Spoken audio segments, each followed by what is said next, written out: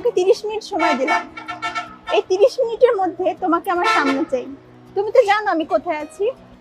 আর আসার সময় অবশ্যই আমার জন্য ফুল নিয়ে আসবে, আর সাথে সাদা পাঞ্জাবিও পরে আসবে।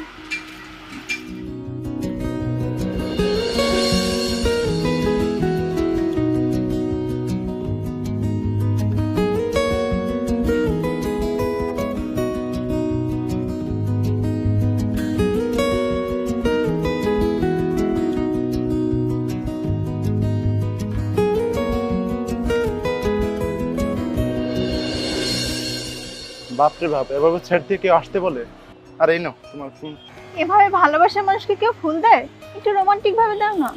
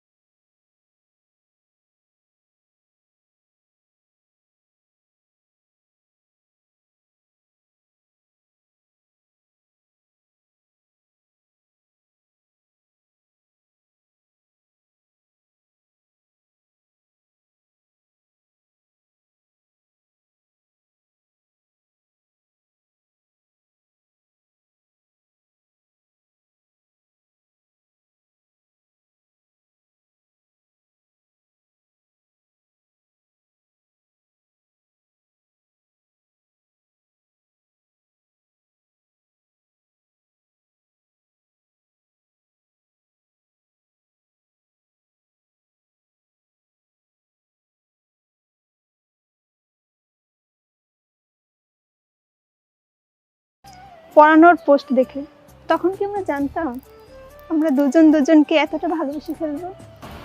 তা হয়তো জানতাম না, কিন্তু তুমি হঠাৎ এমন কথা বলছো কেন? দেখো, আমার কপালে তুমি লিখেছিলে, তাই তো সেদিন উপরওয়ালাই তোমাকে আমার কাছে পাঠিয়েছিল। আমরা কি জানি আমাদের ভবিষ্যৎ কি? তা হয়তো যাই না, কিন্তু হঠাৎ তুমি আজ এখানে এলেই বা কেন? আর এসব প্রশ্ন করছি বা কেন? থ্রিলার মুভি দেখতে দেখতে সবকিছুতে রহস্যের জ্ঞান পাও, তাই না? চলো চলো জলদি চলো, তোমাকে নিয়ে রিক্সায় ঘুরতে যাবো।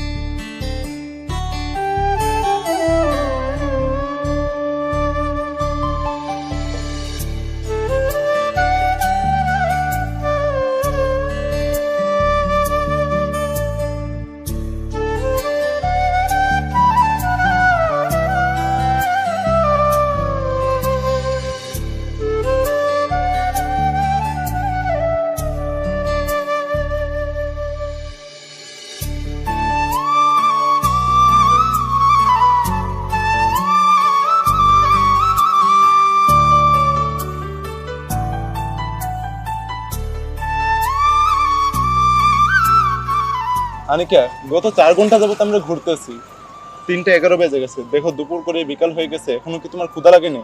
আমার তো ক্ষুধা লেগে গেছে, চলো না কিছু খেয়ে আসি। মনের ক্ষুধা মিটে গেলে পেটের ক্ষুধা অনুভব হয় না নাবিল। কি বলো তুমি এগুলো? এই ছেলে, তুমি না বলেছিলে আমি পাশে থাকলে তুমি পুরো পৃথিবী ভুলে যেতে পারো? এখন তোমার ক্ষুধা লাগে কি করে? আচ্ছা আচ্ছা, ক্ষুধা লাগেনি, এবার তুমি খুশি? নাবিল, তোমার মনে আছে আমাদের ভালোবাসার প্রথম দিকে তুমি প্রতিদিন দেখা করার সময় আমার জন্য একটা আইসক্রিম নিয়ে আসতে? আজকে একটা আনো না? এই যে মামা, সামনে দোকানটা আবার 1 মিনিট দাঁড়ান তো। দাঁড়াও, তোমার জন্য আমি আইসক্রিমটা নিয়ে আসতে।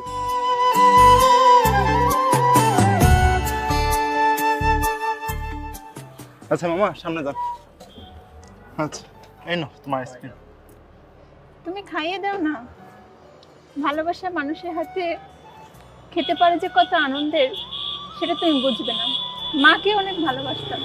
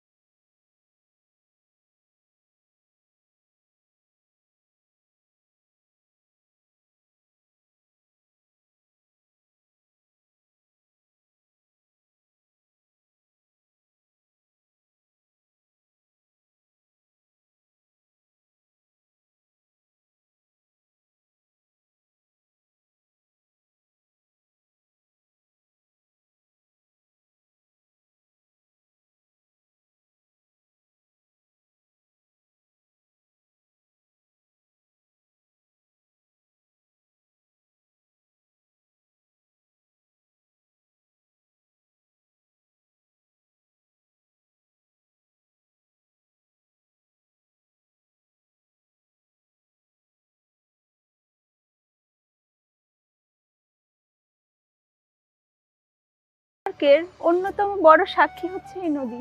হ্যাঁ, ঠিকই বলেছো, আমাদের শুরু থেকে সবকিছুই সাক্ষী এই নদী। আজ শেষটাও সাক্ষী হয়ে থাকলো।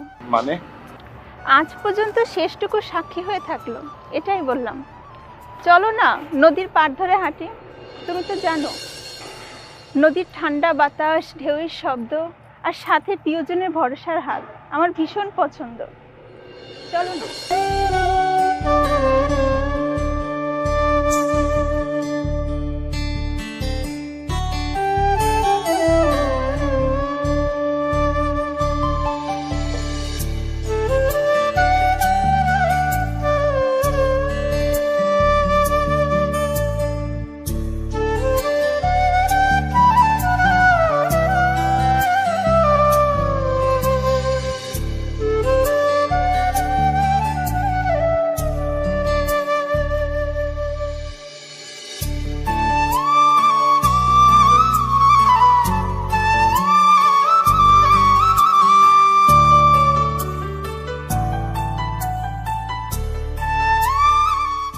আনকে সময় প্রায় শেষ, চলো তোমাকে তোমার বাড়িতে নামিয়ে দিয়ে আসি।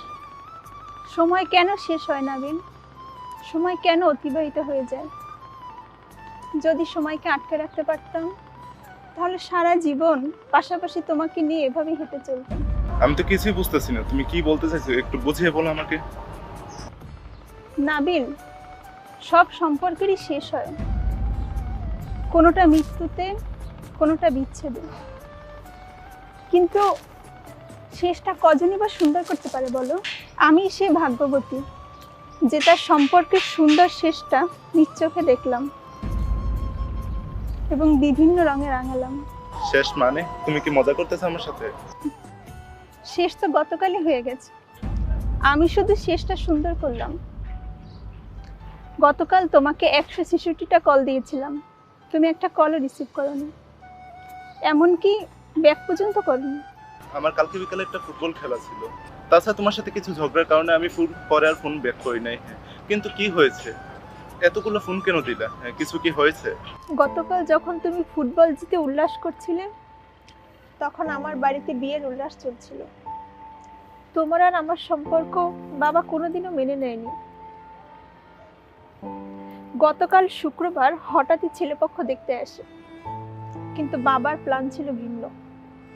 বাবা এক হাতে বিষের বোতল আর এক হাতে ব্লেড নিয়ে আমাকে সুইসাইডের হুমকি দেয়, বিয়ে করতে বাধ্য করে। আমি পাগলের মতো তোমাকে কল করেছি, পাগলের মতো, কিন্তু তোমাকে পাশে পাইনি। বিয়ে হয়ে গেছে? আমরা মেয়েরা আসলে হাতের পুতুল, তাই না? যে যেভাবে নাচায় সেভাবেই নাচতে হয়। সব কিছু যেন এক ঝড়ের মতো বয়ে গেল মুহূর্তে, আর আমি হয়ে গেলাম এক অচেনা মানুষের বউ। আমাদের সম্পর্কের শেষটাও সুন্দর করে রাখলাম। পারলে আনিকার চেয়ে ভালো কাউকে খুঁজে নিও, যার হাতে অনেক সময় থাকবে। আনিকার হাতে সময় ছিল না, তাই আনিকা বেইমানি করলাম।